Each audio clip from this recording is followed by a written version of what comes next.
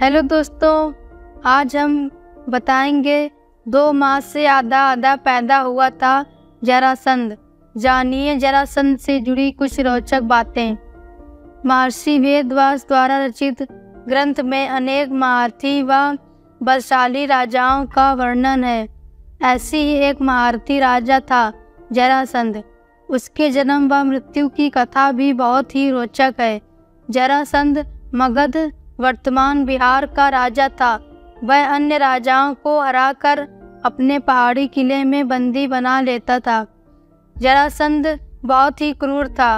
वह बंदी राजाओं का वध कर चक्रवर्ती राजा बनना चाहता था।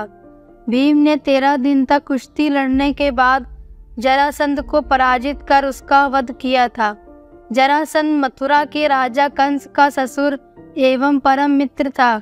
उसकी दोनों पुत्रियों आसित व प्रापित का विवाह कंस से हुआ था। श्री कृष्ण ने कंस वध का प्रतिशोध लेने के लिए उसने 17 बार मथुरा पर चढ़ाई की, लेकिन हर बार उसे असफल होना पड़ा। जरासंध के भय से अनेक राजा अपने राज्य छोड़कर भाग गए थे।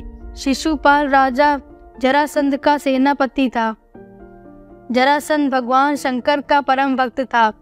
उसने अपने पराक्रम से 86 राजाओं को बंदी बना लिया। बंदी राजाओं को उसने पहाड़ी किले में कैद कर लिया था। जरासंध 100 को बंदी बनाकर उसकी बलि देना चाहता था, जिससे कि वह चक्रवर्ती सम्राट बन सके। मगध देश में ब्रह्मदत्त नाम के राजा थे। उनकी 2 पत्नियां थीं, लेकिन उन्हें कोई संतान नहीं थी।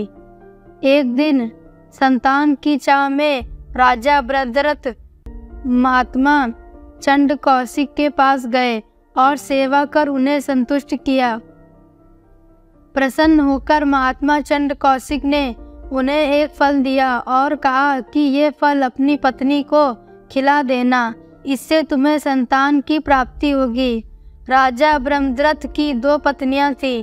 राजा ने वह फल काटकर अपनी दोनों पत्नियों को खिला दिया।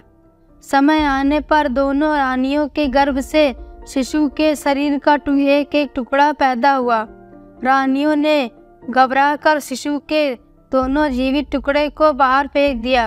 उसी समय वहां से एक राक्षसी गुजरी, जिसका नाम जरा था।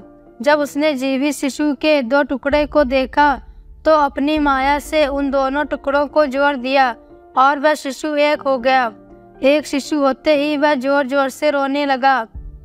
बालक की रोने की आवाज़ सुनकर दोनों रानियां बाहर निकली और उन्होंने उस बालक को गोद में ले लिया।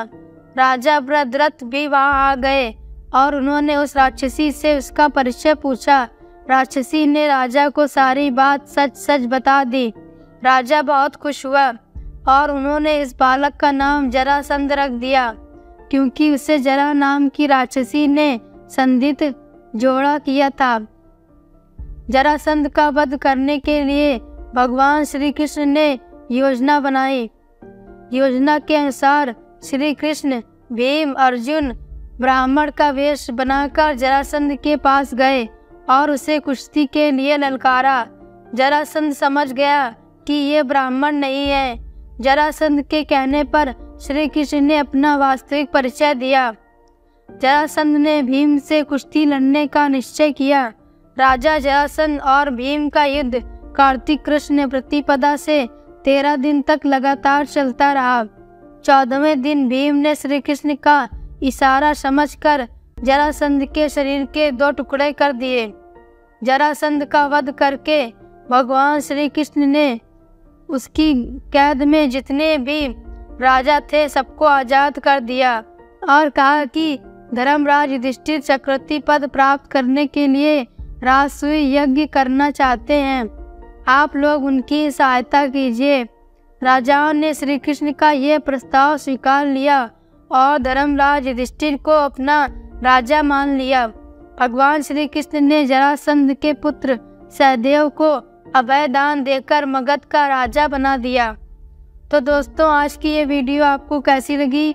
अगर वीडियो पसंद आई हो तो वीडियो को लाइक करें, चैनल को सब्सक्राइब करें और कमेंट में जय श्री कृष्णा लिखना ना भूलें।